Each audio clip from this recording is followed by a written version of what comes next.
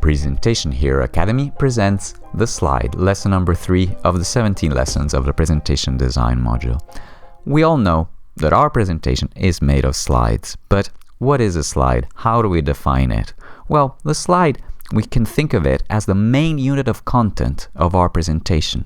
So, like the bit is for the computer, the slide is to the whole presentation. And each slide serves a purpose, and this purpose is to advance the core transformation of our presentation. Now, if you have a lot of slides and you want to know if you can cut a slide, you just need to ask yourself, does this slide help advance the core transformation? If it does, keep it there, but if it doesn't, be ruthless and cut it. To paraphrase Einstein, slides should be as simple as possible, but no simpler. So they shouldn't be a watered-down version of your hard-to-grasp concept. They just should be easy to understand. Now, you should have already a post-it with the core transformation on it.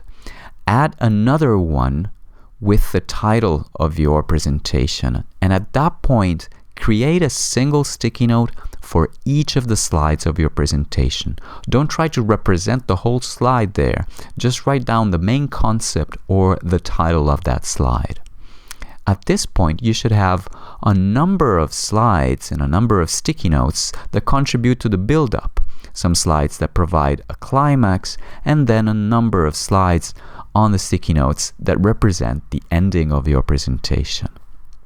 Now, it's a good time to do a full rehearsal of your presentation following the sticky notes. And with this occasion, use a recorder and a clock to time and record yourself. Now, evaluate the results. Does the presentation flow? Does the structure work for you? Do you need to cut some slides at this point? Do you have a clear build-up and a clear climax? And finally, is any slide actually missing that you need? To summarize, a slide is the main unit of content of our presentation, and it helps advance the core transformation.